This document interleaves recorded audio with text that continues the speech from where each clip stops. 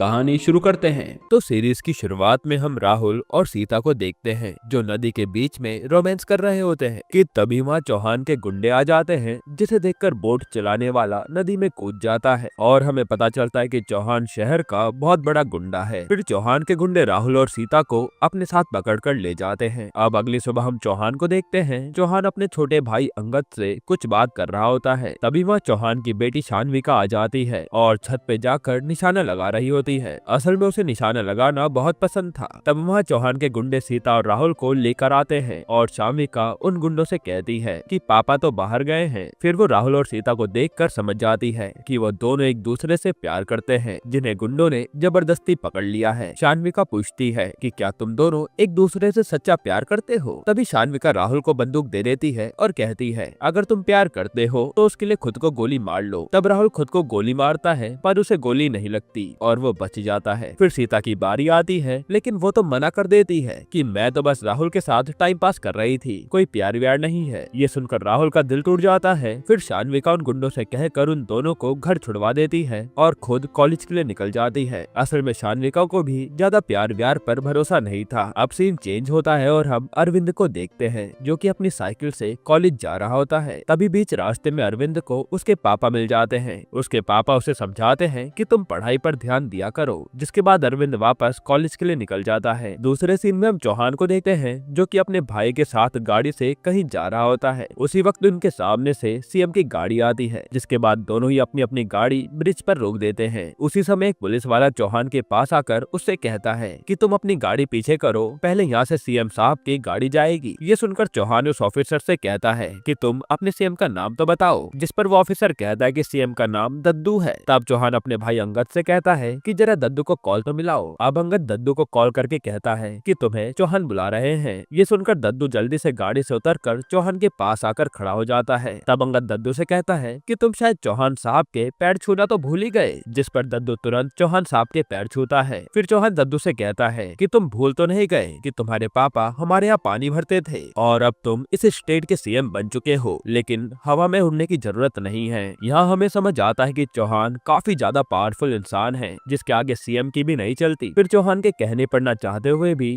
दद्दू को अपनी गाड़ी पीछे करनी पड़ती है। तभी चौहान के जाते दद्दू अपने ऑफिसर से कहता है कि एक दिन मैं इस चौहान से जरूर अपने अपमान का बदला लूंगा। दूसरी तरफ हम अरविंद को देखते हैं। वो बोट से कॉलेज के लिए निकलने ही वाला होता है कि तभी वहाँ शान्विका आ जाती है और उसके साथ चौहान के गुंडे भी होते हैं। वो अरविंद की साइकिल बोट से उठाकर फेंक देते हैं और शान्विका को बोट पर बैठने के लिए कहते हैं। इस पर शान्विका उन गुंडों से कहती है कि तुम्हें ऐसे अरविंद की साइकिल नहीं फेंकनी चाहिए थी, वो हमारे कॉलेज का टॉपर है। पर वो गुंडे कहते हैं कि आपसे बड़ा यहाँ कोई भी नहीं है। तब शान्विका बोट पर बैठ के वहाँ से चली जाती है। अब आज कॉलेज में तुलसीदास जयंती होती है, तो अरविंद को इस जयंती पर पूरे कॉलेज के सामने स्पीच देनी थी, पर चौहान के गुंडों की वजह से अरविंद कॉलेज आने में लेट हो जाता है। फिर भी वो जल्दी से स्टेज पर पहुंचकर अपनी स्पीच देता है। इसके बाद उसी रात हम अरविंद की मॉम को देखते हैं, जिनका नाम लक्ष्मी है। वो चौहान के घर से काम खत्म करके आते वक्त खाना लेकर आ रही होती हैं। फिर घर पहुंचते वो देखती हैं कि गेंदा लाल जोरों से गाना बजाकर नाच रहे होते हैं और वो लक्ष्मी को भी अपने साथ नाचने के लिए कहते हैं, लेकिन लक्ष्मी कहती है कि ये गाना बंद करो, अरविंद पढ़ रहा है, उसे डिस्टर्ब होगा पढ़ाई में। खैर अब अरविंद के घर वाले खाना खाने बैठते हैं। तब अरविंद की बहन कहती है कि मैं चौहान के घर का खाना नहीं खाऊंगी क्योंकि उसके गुंडे ने मेरे भाई की साइकिल तोड़ दी है। और हमें पता चलता है कि बहन का नाम सिम्मी है। फिर अगले दिन हम अरविंद को देखते हैं। वो कॉलेज से छूटने के बाद देखता है कि चौहान के गुंडे उसकी साइकिल चोरी करके ले जा रहे होते हैं। तभी अरविंद उनका पीछा करते हुए उनके पीछे पीछे जाने लगता है, लेकिन उस समय शान्विका अरविंद को रोककर उससे कहती है कि तुम उनके पीछे मत जाओ और मेरे साथ चलो। जिसके बाद शान्विका अरविंद को एक नई साइकिल गिफ्ट करते हुए कहती है कि आज से ये साइकिल तुम्हारी है, लेकिन अरविंद साइकिल लेने से मना कर देता है। पर फिर भी शान्विका जबरदस्ती अरविंद को साइकिल दे देती है। इधर रात के समय दुबे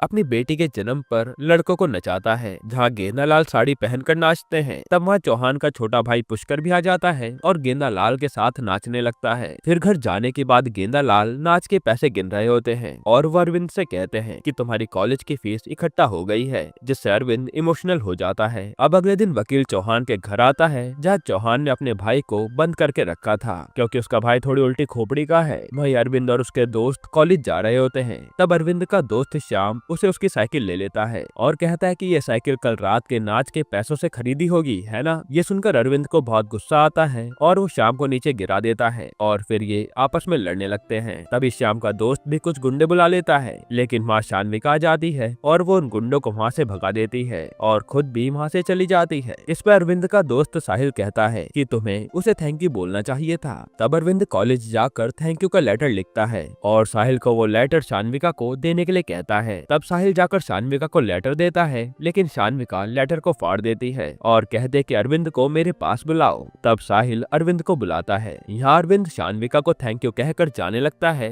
लेकिन शान्विका अरविंद को रोकती है और कहते कि अच्छे से थैंक यू तो बोलो। जिस पर अरविंद कहता है कि तुम बहुत ही अच्छी लड़की हो और फिर वो वहाँ से चला जाता है। फिर घर जाते समय शान्विका अरविंद को रोकती है और कहती है कि मैं तुमसे फ्रेंडशिप करना चाहती हूँ, जिस पर अरविंद मना कर जाने लगता है। लेकिन तब शान्विका कहती है कि मैं तुमसे दोस्ती तो कर रहूंगी। अब रात के समय कुछ लोग बियर पी रहे होते हैं और कहते हैं कि शायद शान्विका अरविंद से प्यार करने लगी है। फिर हम अरविंद को देखते हैं जो क्रिकेट खेल रहा होता है। तब वहाँ साहिल आ जाता है और कहता है कि तुम शान्विका से दोस्ती कर लो ना, जिससे अरविंद कहता है कि नहीं, मैं दोस्ती नहीं कर सकता। तो साहिल कहता है कि तुम उसे मना कर दो ना, लेकिन अरविंद कहता है नहीं, वो चौहान की बेटी है, वो किसी की भी नहीं सुनेगी। खैर अब अगली सुबह शान्विका अरविंद को देख रही होती है, जिसपे शान्विका को उसके सर कहते हैं कि तुम सोच क्या रही हो। तब शान्विका कहते कि सर पढ़ाई तो सब करते हैं, पर अरविंद ही टॉप क्यों करता है। जिसपे उसके सर कहते हैं कि वो बहुत ही डेडिकेटेड लड़का है और ये बात शान्विका को बहुत अच्छी लगती है। फिर लंच टाइम पे शान्विका अरविंद से कहती है कि मैं तुमसे प्यार करने लगी हूँ और 1 घंटे बाद तुम मुझे अपना जवाब लाइब्रेरी में आकर दे देना, मैं वहीं तुम्हारा इंतजार करूंगी। फिर शान्विका लाइब्रेरी में अरविंद का इंतजार कर रही होती है, पर वो वहाँ आता ही नहीं। फिर कॉलेज के बाद शान्विका रोड पर अरविंद का इंतजार करने लगती है। तब वहाँ से अरविंद जाने लगता है, पर शान्विका को देखकर वो दूसरे रास्ते से चला जाता है। इधर अब चौहान खाना खा रहा होता है कि तभी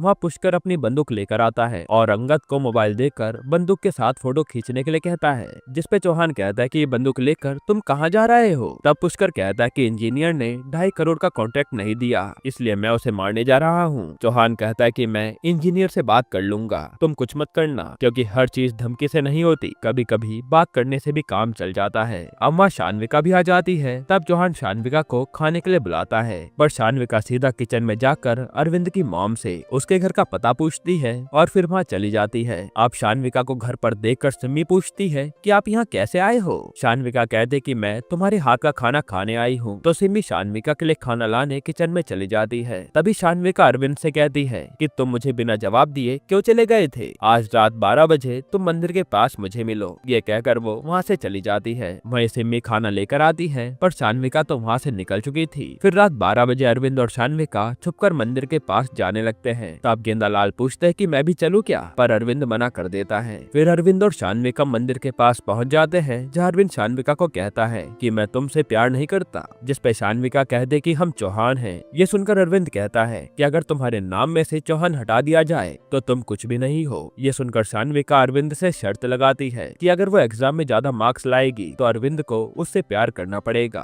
और अगर वो अरविंद से ज्यादा मार्क्स नहीं ला पाई तो वो उसका पीछा छोड़ देगी। खैर अब अगले दिन शान्विका कॉलेज लाइब्रेरी में पढ़ रही होती है कि तभी वहाँ अरविंद आ जाता है, लेकिन वो शान्विका को देखकर वहाँ से चला जाता है। जिस पर शान्विका भी वापस जाने लगती है कि तभी लाइब्रेरी का सर कहता है कि अरविंद तो बहुत अनलकी है, वो क्या आपसे ज्यादा मार्क्स लाएगा। ये सुनकर शान्विका को बहुत गुस्सा आता है और वो अपने सर से कहती है कि अगर आपने अरविंद के बारे में कुछ भी कहा तो मुझसे बुरा कोई नहीं होगा। इतना कहकर वो वहाँ से चली जाती है। अब क्लास में अरविंद टेंशन में बैठा होता है, पर साहिल उसे समझाता है कि शान्विका टॉप नहीं कर पाएगी। जिस पर अरविंद कहता है कि मुझे शान्विका के टॉप करने से नहीं बल्कि उसकी डेडिकेशन से चिंता हो रही है, पता नहीं वो क्या कर डाले। फिर हम देखते हैं कि शान्विका घर आती है और अपने पापा से कहती है कि मुझे इस बार टॉप करना है। तब वहाँ पुष्कर भी आ जाता है और वो शान्विका से सेमेस्टर की स्पेलिंग पूछ लेता है, जिस पर भूषण नाम का पुलिस वाला उस पर हंसने लगता है क्योंकि शान्विका को वो भी नहीं आता था। तब शान्विका कहते कि वो इस बार टॉप कर रहेगी। अब रात के समय अरविंद को पढ़ते समय शान्विका की याद आ रही होती है कि तभी वहाँ उसकी बहन आ जाती है और कहती है कि तुम किसकी याद में खोए हो। तब अरविंद अपनी बहन पर गुस्सा करके उसे वहाँ से भगा देता है। फिर अरविंद साहिल को अपनी बात बताता है, जिस पे साहिल कहता है कि वो कभी टॉप नहीं कर पाएगी, तू फालतू की टेंशन मत कर। खैर फिर कुछ दिन बाद उनके पेपर से स्टार्ट हो जाते हैं और उनके पेपर का रिजल्ट भी आ जाता है, जहाँ शान्विका ने इस बार पूरे कॉलेज में टॉप किया था।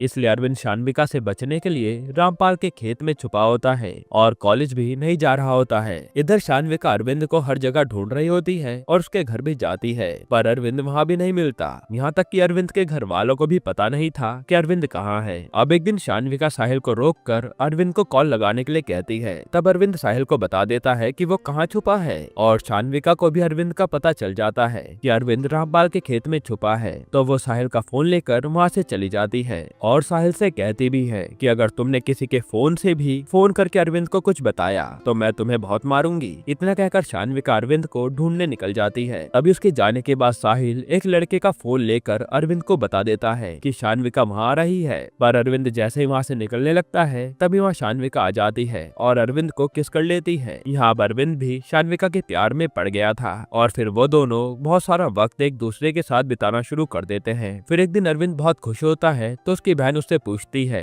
कि कौन है जिससे आप प्यार करते हो। तब अरविंद बता देता है कि वो शान्विका है। साथ ही वो कहता है कि ये बात किसी और को पता नहीं चलनी चाहिए। फिर रात के समय अरविंद साहिल के पास जाता है। तब साहिल कहता है कि तू मेरे से 5 दिन से नहीं मिला है, जिससे अरविंद साहिल की बात का जवाब दिए बिना ही शान्विका से बात करने लगता है। यानी वो तो पूरे प्यार में पड़ गया था और ये बात साहिल को भी अच्छी नहीं लगती। खैर अब अगली सुबह अरविंद क्लास में बैठा होता है कि तभी वहाँ शान्विका आती है और क्लास का डोर लॉक करके अरविंद के पास बैठ जाती है। जिस पर अरविंद कहता है कि शान्विका जी ये क्लास है, हम यहाँ कुछ भी नहीं कर सकते क्योंकि ये विद्या का मंदिर है। ये सुनकर शान्विका अरविंद को वहाँ से ले जाती है। फिर वहाँ से ये दोनों मंदिर चले जाते हैं जहाँ शान्विका अरविंद को बताती है कि मैंने टॉप बेईमानी से किया था क्योंकि मुझे पता था कि मैं टॉप कभी नहीं कर पाऊंगी, लेकिन मुझे तुमसे कैसे भी दोस्ती करनी थी। ये सुनकर अरविंद भी उसे कुछ कह नहीं पाता। वहीं दूसरी तरफ कॉलेज शुरू हो जाता है और एक सर अरविंद को क्लास में ढूंढने लगते हैं, पर अरविंद तो वहाँ होता ही नहीं। तब श्याम खड़ा होकर कहता है कि एक नहीं सर, 2 बच्चे एब्सेंट हैं, अरविंद और शान्विका, और ये वही लड़का होता है जो अरविंद से उसकी साइकिल के लिए लड़ रहा था। तब ये सुनकर उसके सर उसे क्लास से बाहर निकाल देते हैं और उसके पीछे उसके दोस्त भी जाने लगते हैं। तब उनके सर पूछते हैं कि तुम कहाँ जा रहे हो, जिस पर वो कहते हैं कि सर जहाँ हमारा दोस्त होगा हम वहीं जाएंगे। खैर अब अगले दिन अरविंद और शान्विका कॉलेज जाने से पहले रामपाल के खेत में जाते हैं, जहाँ अरविंद कहता है कि हम 12 बजे तक कॉलेज के लिए निकल जाएंगे और श्याम भी वहीं होता है। तब उनके जाने के कुछ देर बाद श्याम पुष्कर को लेकर रामपाल के खेत में पहुंच जाता है, जहाँ शान्विका अरविंद को छुपने के लिए कहती है, पर पुष्कर उसे पकड़ लेता है और चौहान के गुंडे गेंदा लाल को भी पकड़ लेते हैं। फिर चौहान के गुंडे अरविंद, उसके पापा और उसकी माँ को चौहान के घर लाते हैं और शान्विका से पूछते हैं कि क्या तुम इससे प्यार करती हो, जिस पर शान्विका कहते कि नहीं, अरविंद ही मेरे पीछे पड़ा था। यह सुनकर तो चौहान गेंदालाल के हाथ में कील घुसा देता है और खुद वहाँ से चला जाता है। फिर चौहान के गुंडे उसके परिवार वालों को मारने लगते हैं। तब पुष्कर एक लोहे की रोड अरविंद के सीने में घुसा देता है और इसके बाद चौहान के गुंडे अरविंद और उसके परिवार वालों को मारते मारते उनके घर लेकर जा रहे होते हैं, पर तभी वहाँ उन्हें सिम्मी दिख जाती है। ये देखकर पुष्कर अरविंद की बहन का कपड़ा फाड़ देता है और उसे भी खूब मारता है। तभी साहिल भी उन्हें बचाने आता है,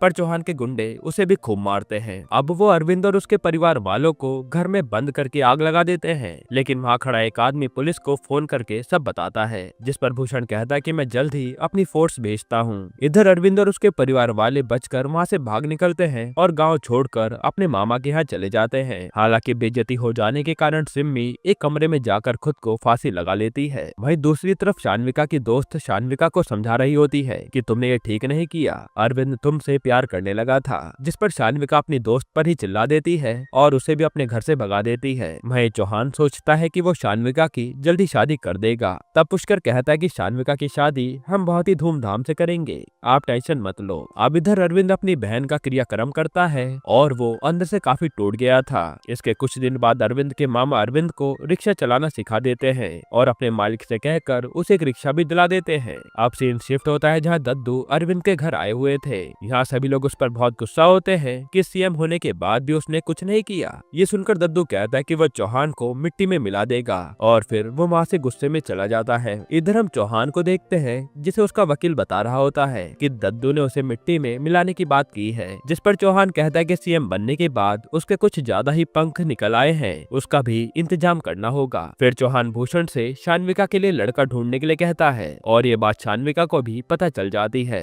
तब वो अपने दोस्त को घर बुलाकर सारी बात बताती है, जिस पर उसकी दोस्त कहती है कि अब उसके पास कोई चारा नहीं है, उसे शादी करनी ही पड़ेगी क्योंकि लड़की की एक गलती उसके पैरों में जंजीर बांध देती है। और ये सोचकर शान्विका को भी टेंशन हो जाती है। वहीं दूसरी तरफ अरविंद रिक्शा चलाने लगता है और फिर एक दिन एक लड़की उसके रिक्शा में बैठने आ रही होती है कि तभी कुछ बाइक वाले उसे धक्का देकर निकल जाते हैं। तब अरविंद रिक्शा से बाहर आकर उस लड़की की मदद करता है और उसे पता चलता है कि वो लड़की भी उसी कॉलेज में जाती है जहाँ अरविंद पढ़ता था। अब अरविंद पूछता है कि आप यूपीएससी की तैयारी कर रही हो क्या, जिस पर वो लड़की कहती है कि हाँ, उसे आईएएस बनना है। तो अरविंद कहता है कि आप आईएएस जरूर बन जाओगे। हालांकि अरविंद उसका नाम नहीं पूछ पाता। फिर वो लड़की पूछती है कि तुम भी पढ़ाई करते हो या नहीं। तब अरविंद कहता है कि हाँ, वो भी उसी कॉलेज में पढ़ता था जिसमें वो लड़की पढ़ रही है। ये सुनकर लड़की पूछती है कि तुमने पढ़ाई क्यों छोड़ दी। अरविंद कहता है कि किस्मत की वजह से मुझे पढ़ाई छोड़नी पड़ी। तब पैसे देते समय वो लड़की अरविंद से कहती है कि कभी कभी किस्मत को भी मेहनत से बदलना पड़ता है।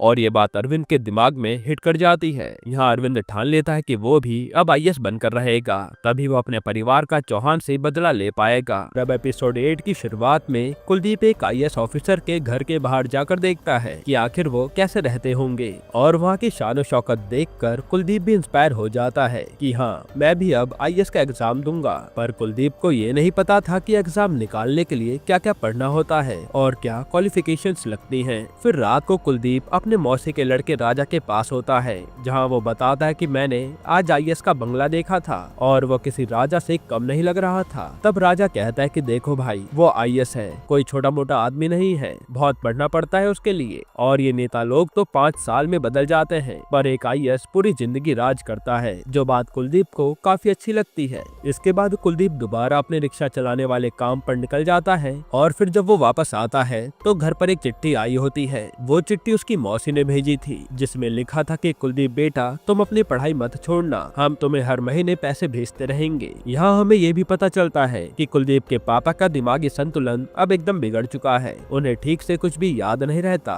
वहीं अब कुलदीप की मदद के लिए उसकी माँ भी लोगों के घरों में सफाई का काम करती है और उन्हें पसंद नहीं कि कुलदीप रिक्शा चलाए। वो तो बस चाहती है कि कुलदीप पढ़ लिख कर बड़ा आदमी बने। इसके बाद जब कुलदीप सोने जाता है तो उसके जहन में बस आईएएस बनने का ख्वाब चल रहा था। वो सोचता है कि अगर मैं आईएएस बन गया तो क्या कुछ नहीं कर पाऊंगा, माँ को भी लोगों के घर नहीं जाना पड़ेगा काम करने के लिए। इसके बाद कुलदीप अगले दिन सीधा ध्री आईएएस कोचिंग सेंटर पहुंच जाता है, जहां वो लड़की उसे मिली थी। और आज हमें उस लड़की का नाम पता चलता है प्रेरणा, जो कुलदीप को पहचान लेती है। फिर कुलदीप उसे कहता है कि मैंने कल रात बहुत सोचा और एक बात समझ आई कि आईएएस बनकर सब बदला जा सकता है, क्या आप मेरी मदद करेंगी। तब प्रेरणा उसकी मदद के लिए मान जाती है और कुलदीप को सब बता देती है कि आईएएस बनने के लिए क्या क्या चाहिए होता है। साथ ही वो कुलदीप से कहते भी है कि कल मेरे साथ मेरे पापा के पास चलना, वो तुम्हें आगे का बता देंगे, उन्हीं का ये कोचिंग सेंटर है। जो सुनकर कुलदीप प्रेरणा से उसका नंबर मांग लेता है और कुलदीप पर विश्वास करके वो अपना नंबर दे भी देती है। इसके बाद कुलदीप घर आता है और दोबारा से अपना बक्सा खोलकर पढ़ाई की चीजें सेट कर लेता है, क्योंकि अब उसे आईएएस बनना ही था। इधर हम शानविका के घर पर देखते हैं कि उसे सबने घर में कैद कर लिया है और आज जब वो बाहर घूमने का सोचती है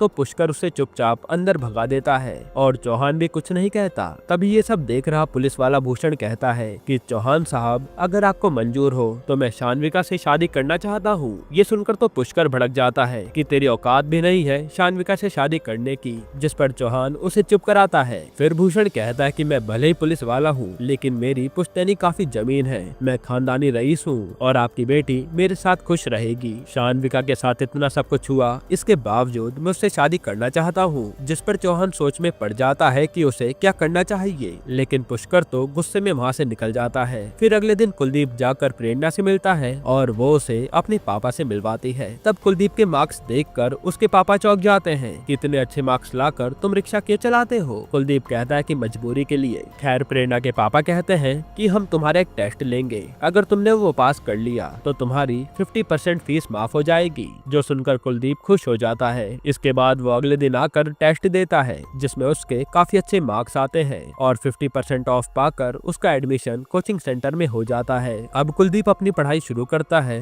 जिसमें वो दिन में तो रिक्शा चलाता और रात में पढ़ाई करता। उसी बीच वो कोचिंग में भी पढ़ने का टाइम निकालता। ऐसे कुछ दिन बीतते हैं और कुलदीप तो पहले से टॉपर था, इसलिए उसे पढ़ने में ज्यादा दिक्कत भी नहीं होती। जिसके बाद कुलदीप अपना प्रीलिम्स एग्जाम भी दे आता है। इधर हम भूषण को देखते हैं, जिसके पास शानविका आती है और वो उसे खूब सुनाती है कि मेरे से शादी करने के बारे में तुम सोच भी कैसे सकते हो। भूषण कहता है कि तुम मुझे बहुत पसंद हो, इसलिए कुछ भी हो जाए शादी मैं तुमसे ही करूंगा। और शानविका गुस्से में वहाँ से चली जाती है। इसके बाद कुछ दिन में प्रीलिम्स का रिजल्ट आता है और पता चलता है कि कुलदीप ने अपने एग्जाम निकाल लिया है। वहीं प्रेरणा इस बार एग्जाम नहीं निकाल पाई। तब वो पहले तो दुखी हो जाती जाती है, पर कुलदीप को खुश देखकर वो भी खुश हो जाती है। इसके बाद कुलदीप घर आकर ये खुशखबरी सबको सुनाता है और सब काफी खुश होते हैं। साथ ही कुलदीप अब मेंस की तैयारी में भी लग जाता है। फिर एक दिन कुलदीप को पिंटू का फोन आता है जो बताता है कि शान्विका शादी करने वाली है, जो सुनकर कुलदीप को एकदम से झटका लगता है कि ये कैसे। असल में कुलदीप के मन में अभी भी शान्विका के लिए प्यार था, पर वो उसे नफरत भी उतनी ही करने लगा था। इसके बाद कुलदीप सीधा अपने गाँव की ओर निकल लेता है और यहाँ शान्विका की शादी की तैयारी चल रही थी। तब मौका पाते ही कुलदीप शान्विका को साइड में ले जाता है और उसे गाली देकर वहाँ से निकल आता है। यहाँ शान्विका बस देखती रह जाती है कि ये हुआ क्या, क्योंकि उसके मन में आज भी कुलदीप के लिए फीलिंग्स थी, पर डर के मारे वो अपने पापा से कुछ बता नहीं पाई। यहीं पर एपिसोड 8 खत्म होता है। एपिसोड 9 की शुरुआत में आज शान्विका की शादी होती है। वहीं कुलदीप अपनी माँ के पास आकर खूब रोता है क्योंकि वो उसे भूल नहीं पा रहा था। इधर रात को भूषण अपने हनीमून की तैयारियों में लगा होता है। तभी वह शान्विका आती है और कहते कि शादी तो हो गई, पर मैं तुम्हें कभी अपने करीब आने नहीं दूंगी। जो सुनकर भूषण कहता है कि समय के साथ सब कुछ हो जाएगा। ये कहकर वो अलग कमरे में चला जाता है। इधर कुलदीप आज भी उदास बैठा था, उसका पढ़ाई में मन नहीं लगता। तब प्रेरणा उसे समझाती है कि प्यार तो होता रहेगा, पर तुम्हें इसी धोखे की ताकत को पढ़ाई में लगानी चाहिए ताकि तुम कुछ बन पाओ। साथ ही वो बताते कि मैंने पीसीएस का इंटरव्यू दिया है जो क्रैक हो गया था, अब रिजल्ट में देखते हैं क्या आता है। ये सुनकर कुलदीप भी खुश हो जाता है। इसके बाद कुलदीप फिर से पढ़ाई शुरू करता है और उसका मेंस का एग्जाम भी हो जाता है। फिर एक दिन प्रेरणा कुलदीप को छत पर बुलाती है और बताती है कि मेरा पीसीएस क्लियर हो गया। ये बोलकर वो उसके गले लग जाती है, साथ ही उसे किस भी कर देती है। लेकिन कुलदीप पीछे हट जाता है और कहता है कि हम बस दोस्त बने रहे, यही अच्छा होगा। जिस पर प्रेरणा उसकी बात समझती है और दोस्त बने रहने के लिए कहती है। फिर अगले दिन प्रेरणा अपनी जॉब के लिए निकल जाती है और कुछ दिन बाद कुलदीप का रिजल्ट आता है जिसमें उसने मेंस एग्जाम क्लियर कर लिया था और ये बात वो प्रेरणा को भी बताता है, जिससे वो भी बहुत खुश होती है। यानी अब कुलदीप को केवल इंटरव्यू की तैयारी करनी थी, जिसके बाद वो आईएएस बन जाएगा। अब रात को जब कुलदीप पढ़ रहा होता है तभी लाइट चली जाती है, इसलिए वो पढ़ने के लिए एक पास के घर में जाता है और बाहर बैठकर पढ़ने लगता है। इस तरह से कुलदीप अपने इंटरव्यू की तैयारी करता है और उसका जज्बा देखकर सब हैरान थे। अब कुछ ही दिनों में इंटरव्यू का दिन आता है तो कुलदीप की माँ और राजा उसे छोड़ने जा रहे होते हैं। तभी रास्ते में एक गाड़ी कुलदीप की माँ को उड़ा देती है और कुलदीप बस देखता रह जाता है कि ये हुआ क्या। हालांकि ये लोग जल्दी से उन्हें हॉस्पिटल ले जाते हैं और राजा कहता है कि तुम जाओ, मैं मौसी को संभाल लूंगा।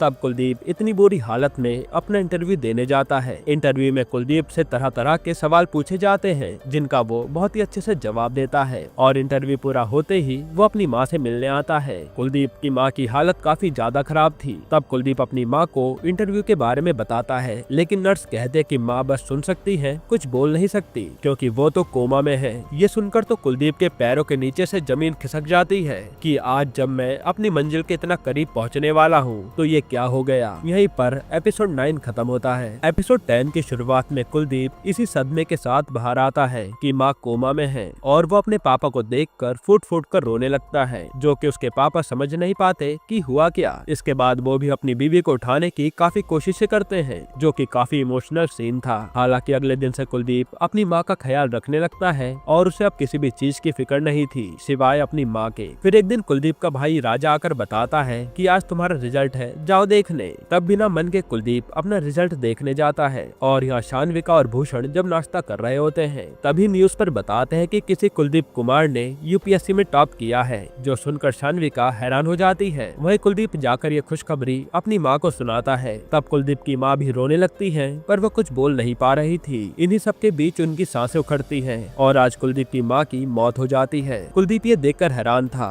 कि आज इतनी खुशी के दिन पर उसकी माँ उसे छोड़कर चली गई। अब वो अपनी आगे की खुशियाँ कैसे बांटेगा। फिर ये लोग कुलदीप की माँ का अंतिम संस्कार कर देते हैं और वापस लौटते समय रास्ते में बारात पड़ती है, जिसमें आज कुलदीप के पापा सब कुछ भूलकर खूब नाचते हैं और ये देखकर कुलदीप फुट फुट कर रोने लगता है। इसके बाद यह शान्विका आज किसी बात को लेकर टेंशन में थी, इसलिए वो सीधा बाइक निकालती है और राइड पर चली जाती है। असल में उसे कुलदीप की याद सता रही थी। फिर जैसे वो घर लौटती है तो भूषण उस पर खूब गुस्सा करता है कि बिना पूछे कहाँ चली गई थी, अगर कुछ हो जाता तो मैं तुम्हारे घर वालों को क्या जवाब देता। ये सब सुनकर आज शान्विका भूषण के करीब आती है और भूषण को एक्सेप्ट कर लेती है। इधर आज चौहान जब अपनी फैक्ट्री में आता है तो उसे उसका आदमी बताता है कि वो कुलदीप ने तो यूपीएससी में टॉप किया है, जिस पर चौहान कहता है कि ये कौन सा हमारा कुछ बिगाड़ पाएगा, हटवा देंगे हम इसे। से। तब उसका आदमी कहता है कि एक टॉपर को हटाना हर किसी के बस की बात नहीं होती, इसके आगे तो नेताओं की भी नहीं चलेगी। जो सुनकर चौहान थोड़ा घबरा जाता है। इसके बाद हमें 5 साल बाद का सीन दिखाया जाता है, जहाँ कुलदीप अब IAS बन चुका है और अब उसकी पोस्टिंग सितारपुर यानी उसी के गांव में हो जाती है, जो उसने खुद ही करवाई थी। तब यहाँ आकर वो एक नदी पर पुल बनाने के लिए कहता है, जिससे वो कॉलेज जाया करता था, ताकि गांव के लोगों और यहाँ के बच्चों को कभी नदी पार करने में दिक्कत ना हो। साथ ही कुलदीप यहाँ अपना बदला लेने के विचार से भी आया था।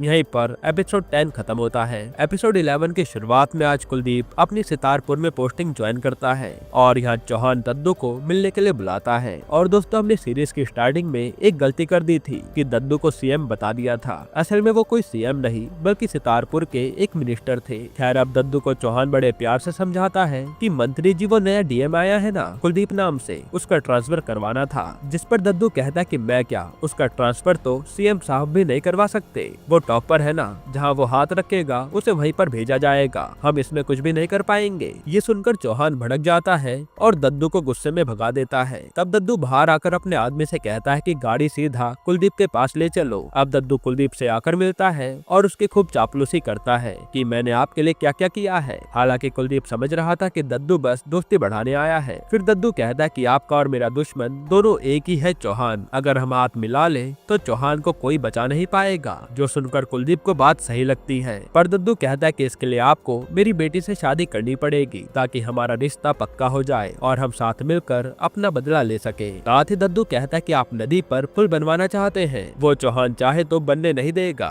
वही हम चाहे तो बनवा देंगे, पर आप रिश्तेदार बन जाइए पहले। इस पर कुलदीप सोच में पड़ जाता है और दद्दू कहता है कि आप कल हमारी बेटी से मिलने आइए, पढ़ी लिखी समझदार लड़की है, और फिर अपना निर्णय बताइएगा। इसके बाद रात को हम दद्दू और उसकी बेटी माला को देखते हैं, जहाँ वो मना कर रही थी कि वो बिना लड़के को जाने शादी नहीं करेगी, पर दद्दू कहता है कि बेटा वो IAS है, वो भी टॉपर, उससे शादी हो गई तो तुम्हारी लाइफ सेट हो जाएगी। जिस पर वो लड़की कहते कि ठीक है, पहले मुझे उनसे मिलना होगा। अब अगले दिन कुलदीप और माला दोनों मिलते हैं और माला ही अपने बारे में कुलदीप को बताने में लगी हुई थी, पर कुलदीप कुछ नहीं बोलता। फिर माला पूछती कि आप इतनी जल्दी शादी करने के लिए क्यों मान गए, जिस पर कुलदीप कहता है कि रिश्ते तो धीरे धीरे बन ही जाते हैं, और फिर वो दद्दू को शादी के लिए हाँ कह देता है। असल में कुलदीप के लिए अपने बदले से बढ़कर कुछ भी नहीं था। वहीं माला भी शायद अब शादी के लिए मान गई थी। इधर शान्विका जब काम कर रही थी, तभी उस पर उसकी सहेली का फोन आता है, जो बताती है कि कुलदीप दद्दू की बेटी से शादी करने वाला है। ये सुनकर शान्विका उदास हो जाती है, क्योंकि वो आज भी कुलदीप को भुला नहीं पाई थी। फिर वो भूषण के गले लगकर खूब रोती है और भूषण कुछ समझ नहीं पाता। इधर आज राजा उससे पूछता है कि शादी की इतनी जल्दी क्या थी, जिस पर कुलदीप कहता है कि मैंने जो सोचा है वो सही सोचा है, और राजा भी कुछ बोल नहीं पाता। वहीं हम कुलदीप के पापा को देखते हैं, जिनकी हालत एकदम खराब थी और कुलदीप का स्टाफ उनकी सेवा करता था। फिर राजा कहता है कि अब हम यहाँ आ गए हैं तो क्यों ना उस पुराने घर को सही करवा लेते हैं, जिसे चौहान के आदमी ने जला दिया था। इस पर कुलदीप कहता है कि आप चाहे कुछ भी कर लो, पर उस घर को हाथ मत लगाना, अब वो तभी सही होगा जब मेरा बदला पूरा होगा। ये सुनकर राजा को भी कंफर्म हो जाता है कि कुलदीप अपना बदला लेने ही आया है। इधर दद्दू और उसका आदमी साथ में शराब पी रहे होते हैं। तब दद्दू कहता है कि यार हम पुल तो बनवा देंगे कुलदीप के लिए, लेकिन इतना काफी नहीं है, हमें कुलदीप को और भी बड़ा गिफ्ट देना है अपनी बेटी के साथ शादी करने के लिए। फिर दद्दू को एक आइडिया आता है और वो हंसने लगता है कि अब मजा आएगा। फिर अगले दिन हम एक आदमी को देखते हैं जो नदी पार करने के लिए नाव में बैठता है और फिर उस नाव में हंसिया से छेद कर देता है। फिर मौका पाकर वो वहाँ से निकल लेता है और नाव में 15-16 लोग आगे बढ़ जाते हैं। तब एक आदमी फोन करके किसी को कहता है कि आपका काम पूरा हो गया। फिर जब कुलदीप अपना काम कर रहा था, तब उसका पी आकर बताता है कि सर एक हादसा हुआ है जिसमें 15 लोग नदी में डूबकर मारे गए। इस पर कुलदीप जल्दी से वहाँ पहुँचता है और जगह का मुआयना करता है। वहीं चौहान भी ये सब देखने आता है, लेकिन कुलदीप को देखकर वो वहीं रुक जाता है और पुष्कर कहता कि ये कुलदीप यहाँ आया है और ये कांड हो गया, इससे हम भी मुसीबत में पड़ सकते हैं। तब चौहान कहता है कि अपने वकील को कहो कि सारी तैयारियां कर ले, ये DM है, कुछ न कुछ तो जरूर करेगा। और उसी समय कुलदीप चौहान को घूर रहा होता है, यानी अब वो उसे छोड़ेगा नहीं। यहीं पर एपिसोड 11 खत्म होता है। अब एपिसोड 12 की शुरुआत में कुलदीप उस जगह का मुआयना करता है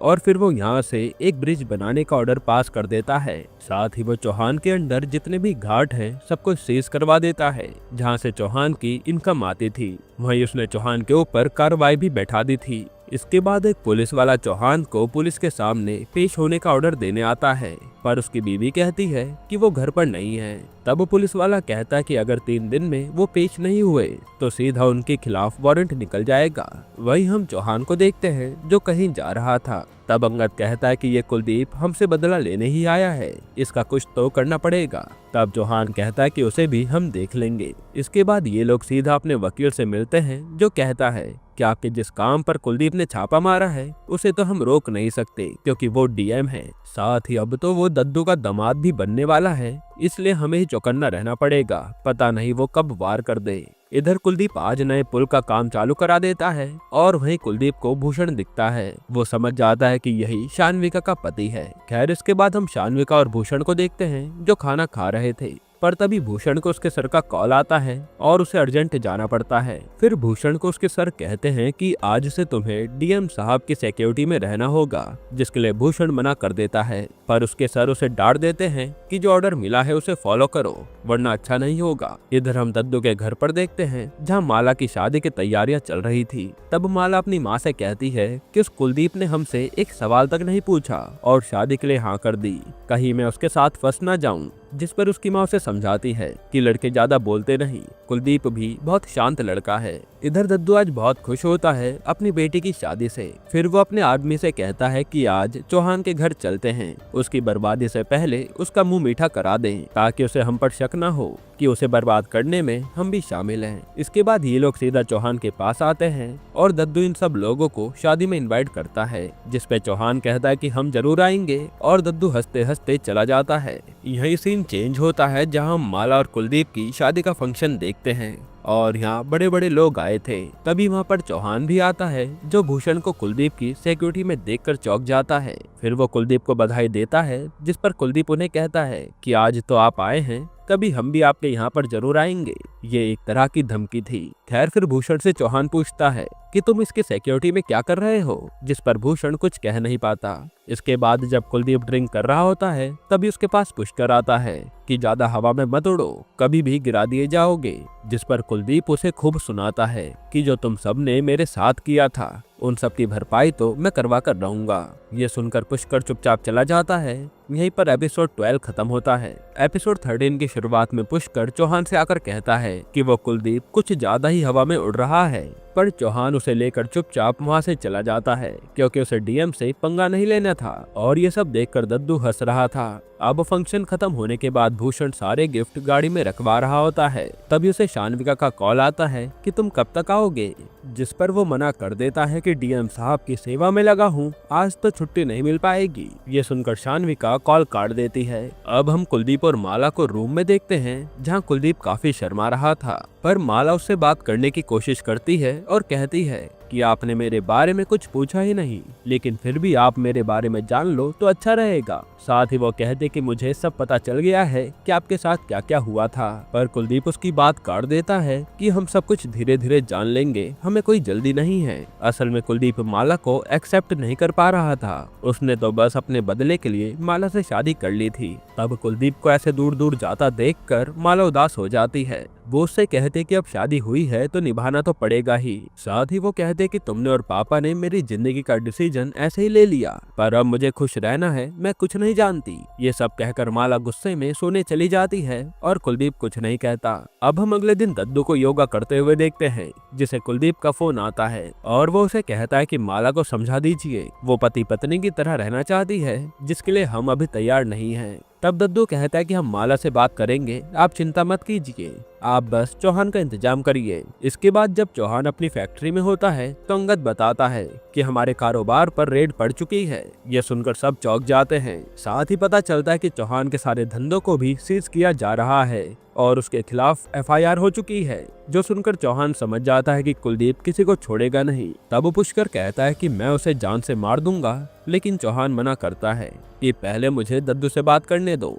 शायद वो सब देख ले। अब ये लोग दद्दू को फोन मिलाते हैं, लेकिन वो तो इनका कॉल ही रिसीव नहीं करता। ये देखकर पुष्कर को और भी गुस्सा आता है। तब चौहान कहता है कि मैं जरा कुलदीप से बात करता हूँ, शायद वो समझ जाए। लेकिन जब ये लोग कुलदीप को फोन करते हैं तो वो अपने पापा के साथ बिजी था, इसलिए वो बात करने से ही मना कर देता है। ये सब देखकर चौहान भड़क जाता है और गुस्से में पुष्कर को कहता है कि इस कुलदीप को खत्म करने का समय आ गया है, वरना ये हमें खत्म कर देगा। जिस पर पुष्कर कुलदीप की मौत का इंतजाम करने चला जाता है। इसके बाद हम कुलदीप को कहीं जाता हुआ देखते हैं। तभी रास्ते में मंदिर से शान्विका निकल रही थी, जो कुलदीप को नजर आती है और ये दोनों एक दूसरे को देखते ही रह जाते हैं। यहीं पर एपिसोड 13 खत्म होता है। एपिसोड 14 की शुरुआत में पुष्कर और अंगद एक गैंग के पास आते हैं जो कॉन्ट्रैक्ट लेकर मर्डर्स करते थे। इस गैंग के लीडर का नाम गौरी था। यहाँ पुष्कर गौरी से आकर सीधा कुलदीप के बारे में बताता है और कहता है कि इसे जल्द से जल्द टपकाना होगा, जिस पर गौरी भी मान जाता है और कहता है कि आपका काम कल ही हो जाएगा। अब अगले दिन हम भूषण को घर पर देखते हैं, जो शान्विका को बता रहा था कि कैसे कुलदीप ने चौहान के सारे धंधों को बंद करवा दिया है। तब भूषण कहता है कि एक बार तुम कुलदीप से बात करके देख लो, शायद उसका गुस्सा शांत हो जाए। लेकिन ये सुनते ही शान्विका मना कर देती है और भूषण अपने काम पर निकल जाता है। इधर हम कुलदीप की मौसी के लड़के राजा को देखते हैं, जो कुलदीप से मिलने आया था और आज वो वापस जा रहा था। तब कुलदीप उससे मिलने के बाद उसे स्टेशन छुड़वा देता है और कहता है कि कोई भी जरूरत पड़े तो तुरंत फोन कर देना। फिर जब कुलदीप अपने ऑफिस में होता है, तभी उसका पीए आकर बताता है कि आपके पीठ पीछे गैर कानूनी काम हो रहा है, हमें चलकर देखना चाहिए। जिस पर कुलदीप कहता है कि हम उन्हें रंगे हाथ पकड़ेंगे। इसलिए वो भूषण और पीए चुपचाप उस जगह निकल जाते हैं। इसके बाद ये लोग खेत के रास्ते से जा रहे थे तो कुलदीप को वहाँ बिताए शान्विका के साथ पल याद आते हैं और वो अपना ध्यान भटकाने लगता है ताकि उसे ये सब याद ना आए। तभी इनकी गाड़ी पर हमला हो जाता है और ये हमला गौरी ने किया था, जहां कुलदीप का ड्राइवर मारा जाता है। और जैसे ही पूरी गैंग कुलदीप को मारने आती है तो पता चलता है कि कुलदीप, भूषण और पीए वहां से भाग चुके हैं। फिर ये लोग उनका पीछा करते हैं तो कुलदीप बिल्डिंग में छुपकर इन पर फायरिंग करने लगता है। तब यहाँ पर भयंकर लड़ाई होती है, जिसमें कुलदीप और भूषण मिलकर कई सारे गैंग के आदमी को मार गिराते हैं। और ये सब देखकर गौरी अपने एक आदमी के साथ चुपचाप जान बचाकर निकल लेता है। उसी समय दद्दू को भी अटैक की खबर मिल जाती है, इसलिए वो भी अपनी फोर्स के साथ उसी जगह पर पहुंच जाते हैं। पर तब तक कुलदीप ने सबको निपटा दिया था। अब दद्दू गुस्से में अपने आदमियों को ऑर्डर देता है कि जिसने भी मेरे दामाद पर हमला किया है उनका पता लगाओ, वरना यहाँ मैं आग लगा दूंगा। इसके बाद चौहान का वकील उसे कॉल करके बताता है कि किसी ने डीएम को मारने की कोशिश की है और इसका शक आप पर जा रहा है, इसलिए आप अंडरग्राउंड हो जाइए, वरना अब ना दद्दू तुम्हें छोड़ेगा ना डीएम। ये सुनकर तो चौहान भी डर जाता है कि अब क्या करे। इधर आज चौहान की हवेली में पुलिस उसे ही ढूंढने आई थी, पर वहाँ चौहान नहीं मिलता। वहीं यहाँ जैसे कुलदीप घर आता है तो माला उसे गले लगा लेती है, क्योंकि वो अटैक की खबर सुनकर काफी डर गई थी। पर कुलदीप इस पर कोई रिएक्ट नहीं करता। इधर आज शान्विका अपनी माँ को कॉल करती है तो उसकी माँ उसे खूब सुनाती है कि तेरे कारण आज हमें ये सब देखना पड़ रहा है, ना तो उस लड़के के साथ कांड करती न इतना सब कुछ होता। जो सुनकर शान्विका चुपचाप फोन काट देती है। इधर हम देखते हैं कि पुलिस ने चप्पे चप्पे पर चौहान को ढूंढने के लिए लोग लगा दिए थे, पर चौहान इन्हें कहीं भी नहीं मिलता। वहीं बड़े बड़े ऑफिसर भी चौहान के पीछे लग चुके थे। यहीं पर एपिसोड 14 खत्म होता है। एपिसोड 15 की शुरुआत में गौरी अपने आदमियों के साथ हफ्ता लेने एक जगह पर आता है। तभी उस पर दो लोग हमला कर देते हैं और फिर उसे सीधा अपने साथ कहीं लेकर जाते हैं। अब वो जाते कहाँ हैं ये आपको आगे पता चल जाएगा। इधर आज रात दद्दू कुलदीप के घर पर खाना खा रहा होता है और वो दद्दू से गुस्से में कहता है कि पता नहीं ये चौहान कहाँ गायब है, उसका मिलना बेहद जरूरी है। जिस पर दद्दू कहता है कि वो सब मैं देख लूंगा और हाँ, चौहान और पुष्कर जिंदा नहीं बचेंगे। यह सुनते कुलदीप मना कर देता है कि नहीं, हमें उन्हें मारना नहीं है, बस जिंदा पकड़ना है, सजा उन्हें कोर्ट देगी। पर दद्दू कहता है कि वो लोग निकलकर फिर से आप पर हमला करेंगे, इसलिए जो हम कर रहे हैं हमें करने दो। तब ये सुनते कुलदीप के पिता दद्दू को चाटा मार देते हैं, क्योंकि उन्हें नहीं पसंद कोई उनके बेटे से ऊंची आवाज में बात करे। तब ये देखकर कुलदीप उन्हें अंदर भेजता है और दद्दू भी इस बात का बुरा नहीं मानता, क्योंकि उसे पता था कि उनकी दिमागी हालत ठीक नहीं है। इधर हम गौरी को देखते हैं, जिसने अंगद को मिलने के लिए बुलाया था। वो अंगद से कहता है कि मुझे चौहान से मिलना है, जिस पर अंगद मान जाता है, पर उसकी एक शर्त थी कि गौरी अकेला ही चौहान से मिलेगा और कोई नहीं मिल सकता। तब गौरी अपने साथ बंदूक लेकर चौहान से मिलने चला जाता है और हम समझ पाते हैं कि उसके मन में कुछ तो प्लान चल रहा है। इसके बाद अंगद गौरी को जंगल के बीचों बीच एक खंडर में लाता है, जो देखकर गौरी कहने लगता है कि तभी तो चौहान को कोई पकड़ नहीं पाया।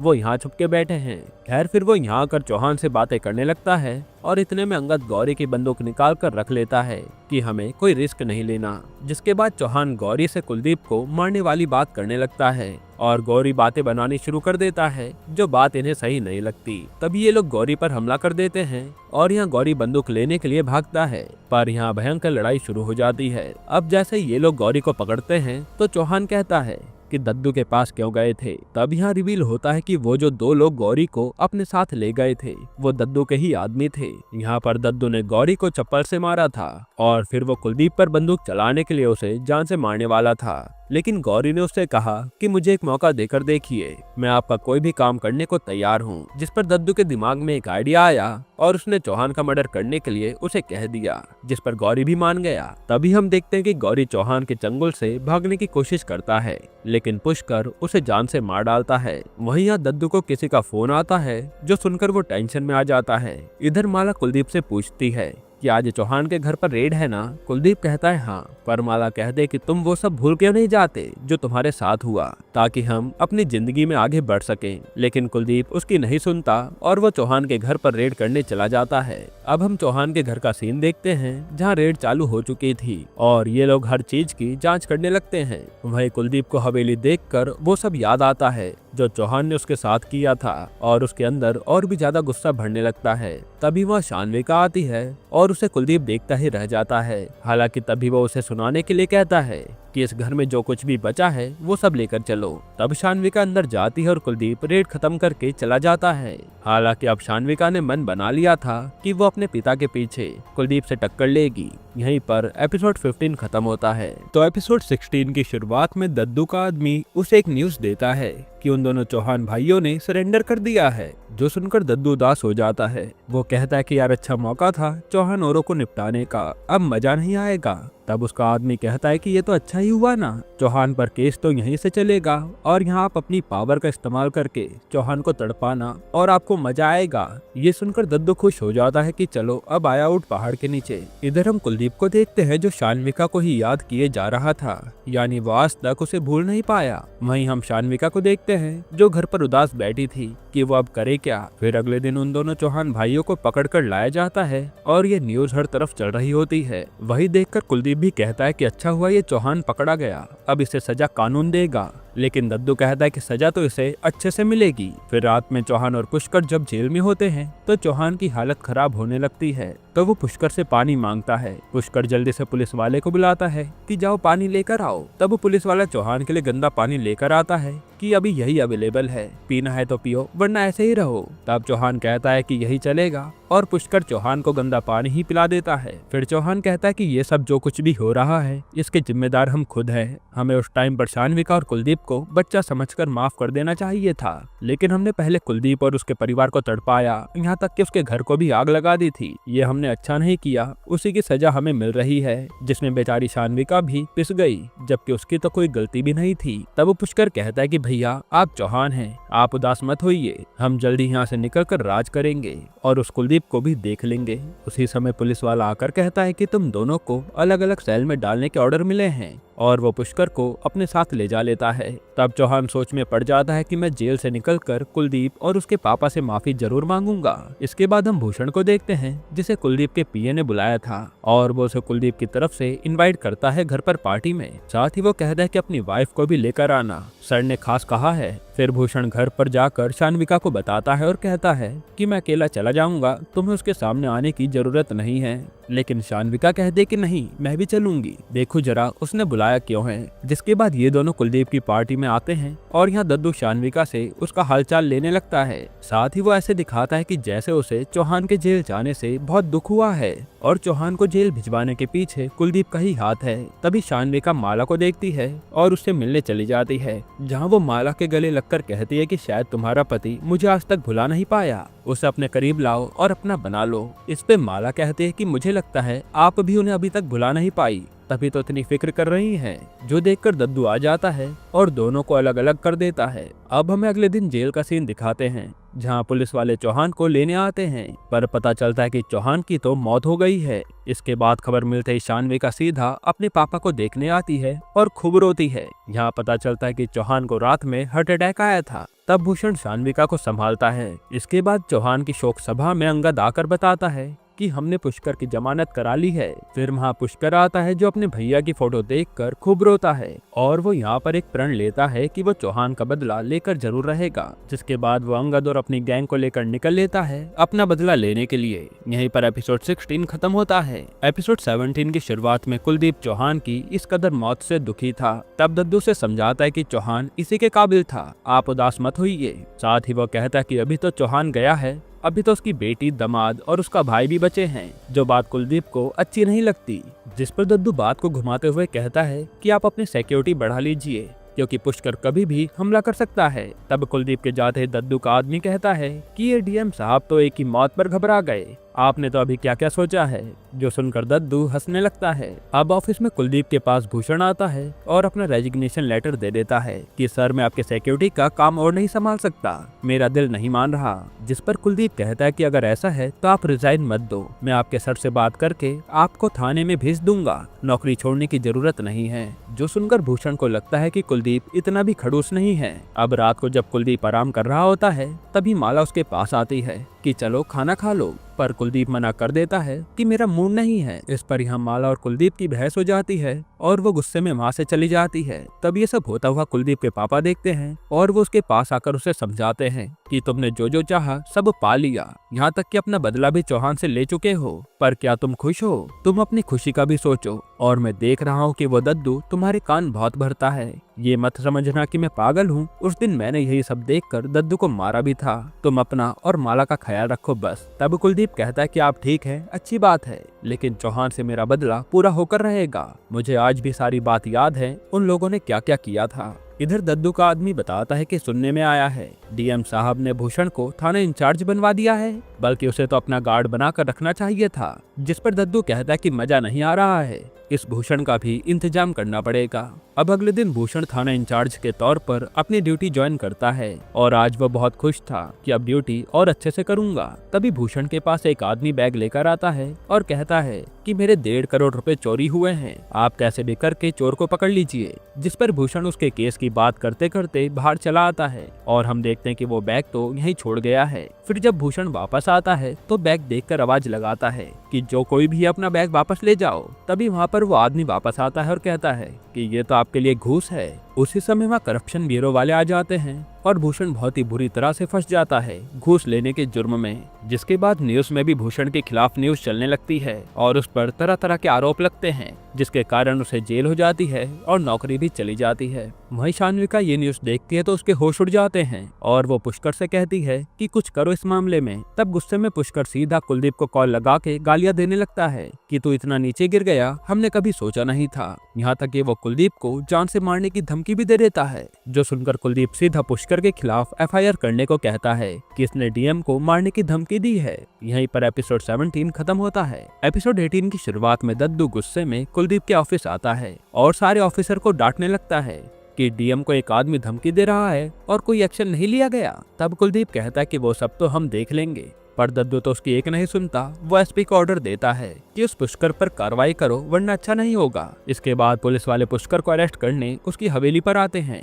पर वहाँ अंगद कहता है कि वो तो शहर छोड़कर कब का चले गए हैं, अब पता नहीं कहाँ होंगे वो। तब एसपी सीधा चौहान की बीवी को धमकी देता है कि पुष्कर अगर टाइम पर सरेंडर नहीं करेगा तो देख लेना हम ये हवेली न गिरा दे। फिर पुलिस के जाते चौहान की बीवी अंगद को कहती है कि पुष्कर को कहो सरेंडर कर दे, हमें कोई और पंगा नहीं चाहिए। अब इसके बाद हम कुलदीप के दोस्त पिंटू को देखते हैं जो आज कुलदीप से मिलने आता है, पर गार्ड उसे अंदर जाने ही नहीं देते। तभी वहाँ से कुलदीप गुजर रहा होता है जो पिंटू को देखते उसके पास आ जाता है और उसे अपने साथ ऑफिस ले जाता है। यहाँ पिंटू कुलदीप को खूब तारीफ करता है कि भाई तूने कर दिखाया, मैं बहुत खुश हूँ। इधर आज जेल में शान्विका भूषण से मिलने आती है और भूषण उसके पास बैठकर खूब रोता है कि मैंने आज तक 1 रुपए भी नहीं लिए किसी से और मुझे इन लोगों ने इतने बड़े इल्जाम में फंसा दिया, मेरा क्या होगा अब। तब शान्विका कहते कि हम सब ठीक कर देंगे, मैं आपके साथ हमेशा हूँ। फिर यहाँ कुलदीप पिंटू को अपने साथ घर ले जाता है जहाँ दोनों खूब सारी बातें करते हैं और पुराने दिनों को भी याद करते हैं। इसके बाद पिंटू कुलदीप को उसके पुराने घर पर लेकर आता है कि वहाँ भी जाना चाहिए और इतने सालों बाद कुलदीप यहाँ कर खूब रोता है। उसे वो सब याद आता है जो भी उसके साथ हुआ था। फिर पिंटू कहता कि यार तुम जब से मिले हो खुश नहीं लग रहे, इतने साल बीत गए, अब तुम्हें बीती बातें भुलाकर आगे बढ़ना चाहिए। पर कुलदीप कहता है कि मैं जो भी कर रहा हूँ बहुत सोच समझ कर रहा हूँ। जिसके बाद पिंटू यहाँ से अपनी जॉब पर निकल जाता है। इधर वही आदमी जिसने भूषण को फंसाया था वो कहीं छुपकर दद्दू के आदमी से बात कर रहा होता है कि उसे तो फंसा ही दिया है, पर आप सब मेरा ख्याल रखना, आगे के काम मुझे ही मिलने चाहिए। जिस पर हम समझ पाते हैं कि ज्यादातर जितने भी कांड हो रहे हैं वो दद्दू कुलदीप की आड़ में करवा रहा है। तभी उस आदमी के पास अंगद और पुष्कर पहुंच जाते हैं और उसे बुरी तरह से पीटते हैं, साथ ही उसके घुटने भी तोड़ देते हैं जिससे वो चल नहीं पाता। इसके बाद हम शान्विका को देखते हैं जो न्यूज सुन रही थी जिसमें भूषण को जिस आदमी ने फंसाया था उसी की वीडियो चल रही थी और वो आदमी कहता है कि मैंने उन्हें झूठे केस में फंसाया है, इसलिए उन्हें बाइज्जत बरी कर दिया जाए। जिसके बाद हर जगह यही न्यूज चलने लगती है जो सुनकर शान्विका खुश हो जाती है। वहीं ये न्यूज सुनकर कुलदीप एसपी को डांटता है कि इस आदमी को हमारे सामने लाइए। इधर वही आदमी पुष्कर से कहता है कि अब तो मुझे छोड़ दीजिए, गलती हो गई, पर पुष्कर गुस्से में उसे जान से मारकर चला जाता है। इसके बाद पुष्कर अगले दिन अपनी भाभी के कहने पर सरेंडर करने आता है अपने वकील को लेकर। तब पुष्कर उस पुलिस वाले पर पैसे फेंक कर मारता है और कहता है कि अरे ये तो मेरा ही आदमी है, मैंने इसे खूब माल खिलाया है। फिर उसे पैसे देकर पुष्कर कहता है कि चल अब मेरे लिए बढ़िया सा इंतजाम करके दे। तभी वो आदमी उठता है और बातों बातों में पुष्कर के पैर पर गोली मार देता है। ये देखकर वकील पुलिस वाले को धमकी देता है कि मैं तुम्हें देख लूंगा, पर वो पुलिस वाला कहता है कि हमारे ऊपर बड़े बड़े लोगों का हाथ है, अब कुछ भी नहीं हो सकता। जिसके बाद पुष्कर को हॉस्पिटल ले जाते हैं कि कहीं ये मर न जाए। इधर दद्दू कुलदीप के पास आता है और खुशी से बताता है कि उस पुष्कर ने सरेंडर कर दिया था तो पुलिस ने गोली मार दी। तब हम समझ पाते हैं कि उस पुलिस वाले से भी वो काम दद्दू नहीं करवाया था। फिर कुलदीप अपने काम में लग जाता है और दद्दू आज फिर से कुलदीप के पापा के पास बैठता है। तब वो उनसे बात करने की कोशिश करता है, लेकिन कुलदीप के पापा दद्दू को देखते ही भड़क जाते हैं और उसे बुरी तरह से मारते हैं। दद्दू सोचता है कि ये पागल है तो वो कुछ कर भी नहीं पाता और कुलदीप आकर उन्हें शांत करवाता है। तभी वहाँ दद्दू का आदमी आकर बताता है कि भूषण को तो जमानत मिल गई है। ये सुनकर दद्दू निराश हो जाता है कि यार छूटना नहीं चाहिए था वो। वहीं शान्विका हॉस्पिटल में पुष्कर से मिलने आती है जिसकी हालत खराब थी और वो कहता है कि शान्विका तुम्हारी जान को भी खतरा है, तुम डरना मत, मेरे आदमी तुम्हारे साथ रहेंगे, अब तुम्हें ही संभालना है सब जब तक मैं नहीं आ जाता। वहीं दद्दू कुलदीप से कह रहा होता है कि शान्विका ही इन सबकी जड़ थी, उसका तो कुछ करना पड़ेगा, पर कुलदीप मना कर देता है कि मैं चाहता हूँ कि शान्विका को कुछ भी ना हो और वो चौहान की बर्बादी अपनी आंखों से देखे, तभी मुझे चैन आएगा। यहीं पर एपिसोड 18 खत्म होता है। एपिसोड 19 की शुरुआत में शान्विका की माँ आज उससे मिलने आती है और उसका हालचाल लेने लगती है कि तुम ठीक तो हो ना। तभी अंगद कहता है कि भूषण जीजा जल्दी आने वाले हैं, इसलिए आप खाने का प्रबंध करिए। फिर थोड़ी देर बाद वहाँ भूषण आता है और आते ही शान्विका से कहने लगता है कि यह दद्दू इस गेम का मास्टरमाइंड है और वो कुलदीप भी गेम ही खेले जा रहा है। हम अब शांत नहीं बैठेंगे वरना ये लोग हम सबको बर्बाद कर देंगे, समय आ गया है जवाब देने का। तभी बाहर से अंगद फोन पर बात करता हुआ आता है जो काफी टेंशन में लग रहा था। वो भूषण से कहता है कि आपको मारने की साजिश चल रही है, आज रात ही अटैक होगा यहाँ पर और लूट के नाम पर वो लोग आपको मारकर चले जाएंगे, इसलिए ऐसा करिए आप मेरे साथ गांव चलिए, वहाँ कोई कुछ नहीं कर पाएगा आपको। तब भूषण कहता है कि रुको मैं पुलिस को बता देता हूँ, लेकिन अंगद कहता है कि सब मिले हुए हैं और शान्विका भी कहती है कि आप अपनी जान बचाइए, आप जाइए अंगद के साथ। तब भूषण शान्विका से मिलता है और वहाँ से चला जाता है। साथ ही अंगद अपने आदमियों से कहता है कि यहाँ का ख्याल रखना, कोई भी हमला करे तो उसे छोड़ना मत। इधर हम एक लेडी को डीएम के घर के बाहर देखते हैं जो कहती है कि मुझे डीएम से मिलना है, मैं उनकी मौसी हूँ और इन लेडी को हमने शान्विका के घर पर काम करते हुए देखा है। खैर तभी माँ कुलदीप का पीए आता है और उन लेडी की बात सुनकर उन्हें कुलदीप से मिलवाता है। तब कुलदीप देखते ही पहचान लेता है कि मौसी आप कहाँ थी इतने दिनों से। मौसी बता दे कि मैं शान्विका के यहाँ ही काम कर रही हूँ, पर अब मुझे तुमसे मिलना ही पड़ा। मैं ये कहने आई हूँ कि इन सब में शान्विका की कोई गलती नहीं है, वो बेचारी तो फालतू में पिस रही है। जो सुनकर कुलदीप चौंक जाता है कि ऐसे कैसे, उसने ही तो अपने बाप के सामने मुझे फंसाया था। तब मौसी कहते कि शान्विका ने मुझे कसम दी थी कि मैं तुम्हें कुछ भी ना बताऊं, पर लगता है सच बताना ही पड़ेगा। फिर वो बता दे कि जब तुम और शान्विका पकड़े गए तो शान्विका को उसके घर वालों ने बहुत टॉर्चर किया और उसे धमकी दी कि अगर सबके सामने उसने ये नहीं कहा कि इसमें सारी गलती कुलदीप की थी तो वो कुलदीप और उसके परिवार को जान से मार देंगे। ये सुनकर शान्विका ने अपने पापा से वादा लिया कि वो झूठ बोलने को तैयार है, पर कुलदीप और उसके परिवार को कुछ नहीं होना चाहिए। इसके बाद शान्विका कुलदीप को बचाने के लिए झूठ कह देती है कि यही मेरे पीछे पड़ा था। फिर आगे मौसी बताते हैं कि जब पुष्कर ने तुम्हारे घर को आग लगाई थी तो शान्विका खुद को खत्म करने वाली थी, पर इन लोगों ने उसे रोक दिया और तुम्हारे यहाँ से जाने के बाद वो जिंदा लाश बन गई थी, किसी से बात भी नहीं करती थी, और जो पैसे तुम्हें मेरी तरफ से मिलते थे ना पढ़ाई के लिए, वो शान्विका ही भिजवाती थी ताकि तुम अच्छे से पढ़ सको। अब ये सब सुनकर तो कुलदीप के होश उड़ जाते हैं। वो गिल्ट में आ जाता है कि मैं शान्विका को कितना गलत समझता था, मैंने उससे कितनी नफरत की और वो प्यार करती रही। फिर मौसी कहते कि आज उसके हाल बहुत बुरे हो रखे हैं, उसका पति मारा मारा घूम रहा है, पता नहीं अब बेचारी के साथ क्या होगा। इधर अब अंगद भूषण को लेकर एक नदी के पास आता है और पीछे से 2 आदमी आकर उस पर हमला कर देते हैं। भूषण समझ जाता है कि अच्छा तुम भी गद्दार निकले, और वो इनको मारने लगता है, लेकिन अंगद के आदमी उसे नदी में डुबाकर जान से मार डालते हैं। फिर अंगद सीधा दद्दू के आदमी को कॉल करके कहता है कि काम तो हो गया है, पैसा मिल जाना चाहिए, यानी ये कांड भी दद्दू ने ही करवाया, जिसका इशारा देखकर दद्दू खुश हो जाता है। इधर अंगद रोने की एक्टिंग करता हुआ सीधा शान्विका के पास आता है और कहता कि नदी के पास आते ही जीजा जी ने उसमें छलांग लगा दी, ये कहकर कि हम जीने के लायक नहीं हैं, जो सुनकर शान्विका के होश उड़ जाते हैं। अब अगले दिन ये न्यूज हर तरफ फैल जाती है कि भूषण की लाश नदी में मिली। तभी माँ शान्विका आती है और अपने पति की लाश देखकर टूट जाती है, जिसके बाद लाश को पोस्टमार्टम के लिए ले जाया जाता है। पर यहाँ शान्विका को वो सब याद आ रहा था जो उसके साथ हुआ, यानी अब वो भी बदला लेने के विचार में है। वहीं कुलदीप एसपी से कहता है कि आप भूषण का पोस्टमार्टम कराइए और पता लगाइए उसकी मौत कैसे हुई। तब एसपी कहता है कि उसने आत्महत्या की होगी, पर कुलदीप जांच करने को कहता है और एसपी को खूब सुनाता भी है। तब दद्दू आकर झूठ मूठ एसपी को डांटने लगता है और हम समझ पाते हैं कि एसपी दद्दू से मिला हुआ है, जो जांच करने के नाम पर वहाँ से चला जाता है। तभी माँ शान्विका आती है और दद्दू भी वहाँ से चल देता है। कुलदीप शान्विका को समझाने की कोशिश करता है कि मैंने जांच बैठा दी है, कातिल जल्दी पकड़े जाएंगे, पर शान्विका कह दे कि तुमने अब बहुत कर लिया, अब मेरी बारी है, सारे हिसाब किताब का जवाब मैं तुम्हें दूंगी। ये कहकर शान्विका गुस्से में वहाँ से चली जाती है और उसे देखकर लग रहा था कि शान्विका कुछ बड़ा ही सोच रही है। यहीं पर यह सीजन खत्म होता है। दोस्तों अब इसके अगले सीजन में हम कुलदीप और शान्विका की टक्कर को देखेंगे, जो कि हमें अगले साल ही देखने को मिलेगा। वैसे क्या आप इसके सीजन 2 के लिए एक्साइटेड हैं या नहीं, कमेंट में जरूर बताइएगा। और इसके अलावा आप कौन सी मूवी या वेब सीरीज का एक्सप्लेनेशन चाहते हैं वो भी कमेंट कीजिएगा। बाकी अगर आपको हाल ही में आई एक कमाल की मूवी देखनी है तो आप ये वीडियो देख लीजिए।